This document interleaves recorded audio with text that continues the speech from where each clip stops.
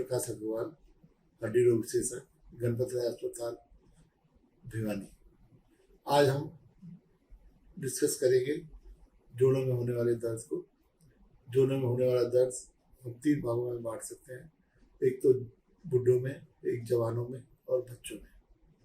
बुढ़ों में होने वाला जो जोड़ों का दर्द होता है आमतौर पर घुटनों में, कमर में, कूल्हे में, इस तरह से होता है, जिसकी वजह ये होती है कि जोड़ों में चिकने पदार्थ का कम हो जाना।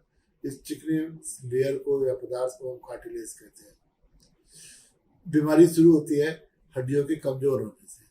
हड्डियां भी एक लिविंग टिश्यू है और ये लगातार बनती और बिगड़ती रहती है, नई बनती रहती है। नॉर्मल हड्डी जो ऐसी होती है जो खून भी बनाती है और अंदर से घनी होती है और मजबूत होती है, टूटेगी नहीं जल्दी। लेकिन अगर यही इसमें हड्डियां कमजोर हो जाएं तो खोखली हो जाती है। खोखली होने से जल्दी एकदम से टूट जाती है। ठीक है, इसको चेक करने का तरीका ये होता है एक बोन मिनरल डेंसिटी टेस्ट, जो कि हमें ये बता देता है कि इस हड्डियों में कैल्शियम की मात्रा कितनी है और ये हड्डियां कितनी मजबूत है। हड्डियां जैसे जैसे कमजोर होती जाएगी, हड्डी टूटने की संभावना तो बढ़ती ही बढ़ती है, साथ में जो जोड़ों में घिसने की संभावना है वो भी बढ़ जाती है। इससे क्या बोन के घिसने से चिकनी सतह खराब हो जाती है। होता क्या है कि ये चिकनी सतह होती है और ये नीचे हड्डी है। अगर ये हड्डी कमजोर होगी, ये नीचे वाली, तो ये चिकनी सतह भी प्ले लेके टूट जाएगी, चटक जाएगी और एज बढ़ने के साथ इसकी बढ़ने, दोबारा ठीक होने की या घाव भरने की क्षमता कम होती चली जाती है। इसलिए जोड़ घिसता जाता है और दर्द होती है। इससे बचने का उपाय यही है कि पहले अपनी हड्डियों को मजबूत रखें। हड्डियां कमजोर ना हो, मतलब इस बीमारी को कहते हैं ऑस्टियोपोरोसिस। ऑस्टियोपोरोसिस ना हो, इसके लिए सबसे जरूरी काम जो है, आप पैदल चलना बंद ना करें। जो लोग रोज घंटे पर रोज चलते हैं, बचपन से लेकर बुढ़ापे तक, ये देखा गया है कि उनकी हड्डी अच्छी रहती है, उनकी बोन भी अच्छी रहती है और इसलिए उनके जोड़ भी अच्छे रहते हैं।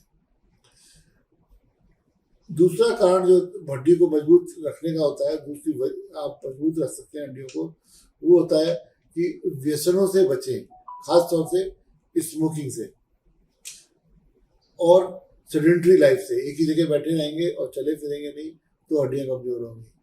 तो चलना बंद नहीं करना है, वेट बेयरिंग करते रहना है, खड़े जरूर होना है, इससे हड्डियां घिसती नहीं है। आमतौर पे लोगों में ये मिथ होता है, ये धारणा होती है कि हम चलेंगे तो जोड़ ज्यादा घिसेंगे। ऐसा नहीं है, जस्ट इससे उल्टी बात है। आप चलेंगे तो जोड़ कम घिसेंगे।